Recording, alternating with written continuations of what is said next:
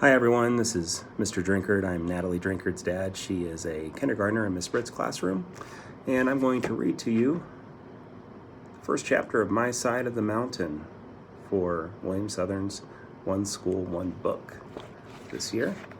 The first chapter is called In Which I Hole Up in a Snowstorm. I'm on my mountain in a tree home that people have passed without ever knowing that I'm here. The house is a hemlock tree 6 feet in diameter and must be as old as the mountain itself. I came upon it last summer and dug and burned it out until I made a snug cave in the tree that I now call home. My bed is on the right as you enter and is made of ash slats and covered with deerskin. On the left is a small fireplace about knee-high. It is of clay and stones. It has a chimney that leads the smoke out through a knothole. I chipped out 3 other knotholes to let fresh air in. The air coming in is bitter cold. It must be below 0 outside, and yet I can sit here inside my tree and write with bare hands. The fire is small too. It doesn't take much fire to warm this tree room. It's the 4th of December, I think. It may be the 5th. I'm not sure because I haven't recently counted the notches in the aspen pole that's my calendar. I have been just too busy gathering nuts and berries, smoking venison, fish, and small game to keep up with the exact date. The lamp I'm writing by is deer fat poured into a turtle shell with a strip of my old city trousers for a wick. It snowed all day yesterday and today. I haven't been outside since the storm began, and I'm bored for the first time since I ran away from home 8 months ago to live on the land. I am well and healthy. The food is good. Sometimes I eat turtle soup, and I know how to make acorn pancakes. I keep my supplies in the wall of the tree in wooden pockets that I chop myself.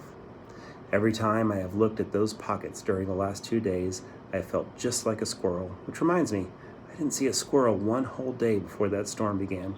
I guess sorry, I'm at work right now. I didn't see a squirrel one whole day before that storm began. I guess they're holed up and eating their stored nuts too. I wonder if the Baron, that's the wild weasel who lives behind the big boulder and to the north of my tree, is also denned up. Well, anyway, I think the storm is dying down because the tree is not crying so much.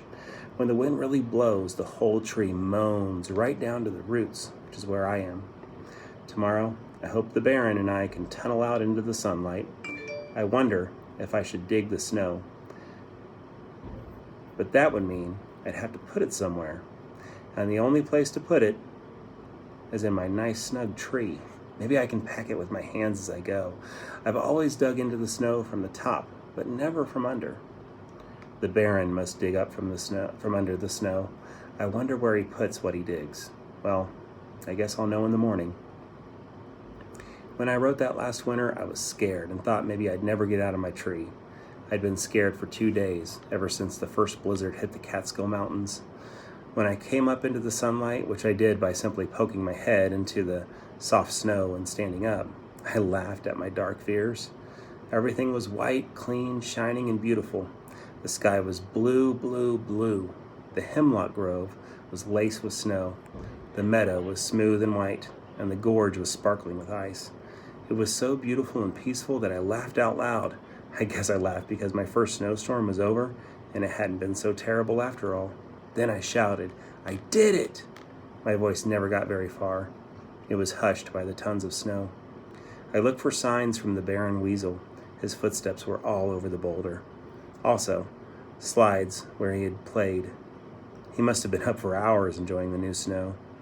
Inspired by his fun, I poked my head into my tree and whistled. Frightful, my trained falcon flew to my fist, and we jumped and slid down the mountain, making big holes and trenches as we went. It was good to be whistling and carefree again, because I was sure scared by the coming of that storm. I'd been working since May, learning how to make a fire with flint and steel, finding what plants I could eat, how to trap animals and catch fish. All this so that when the curtain of blizzard struck the Catskills, I could crawl inside my tree and be comfortably warm and have plenty to eat. During the winter and fall, I'd thought about the coming of winter.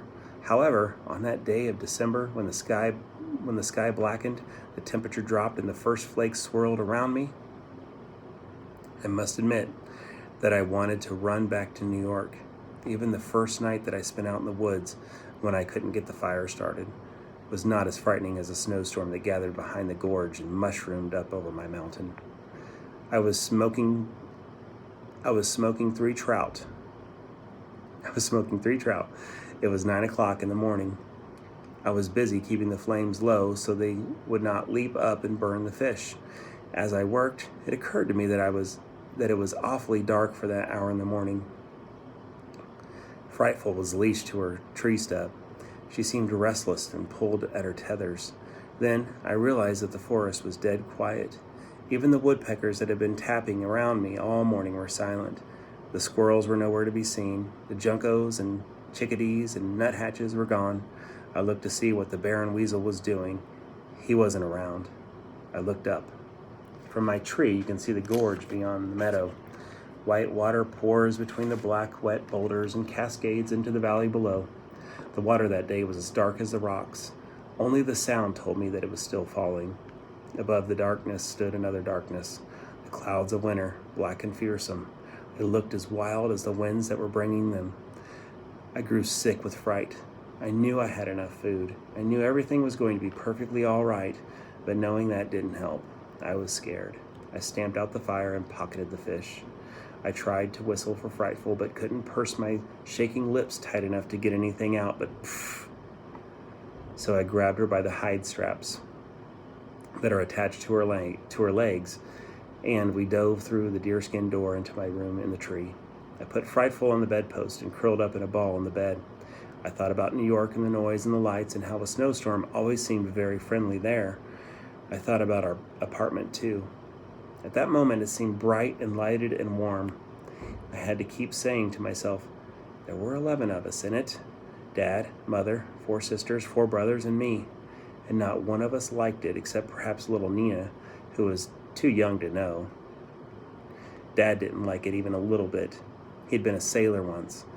But when I was born, he gave up the sea and worked on the docks in New York. Dad didn't like the land. He liked the sea, wet and big and endless. Sometimes he would tell me about great-grandfather Gribley, who owned land in the Catskill Mountains, and felled the trees and built a home and plowed the land, only to discover that he wanted to be a sailor. The farm failed, and great-grandfather Gribley went to sea. As I lay with my face buried in the sweet, greasy smell of my deerskin, I could hear Dad's voice saying, that land is still in the family's name. Somewhere in the Catskills is an old beach with the name Gribley carved on it. It marks the northern boundary of Gribley's Folly. The land is no place for a Gribley. The land is no place for a Gribley, I said. The land is no place for a Gribley. And here I am, 300 feet from the beach with Gribley carved on it. I fell asleep at that point. And when I awoke, I was hungry.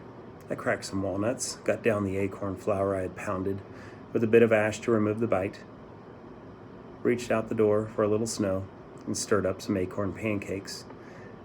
I cooked them on the top of a tin can, and as I ate them, smothered with blueberry jam, I knew that the land was just the place for a Gribley. All right, that's the end of chapter 1. Thanks.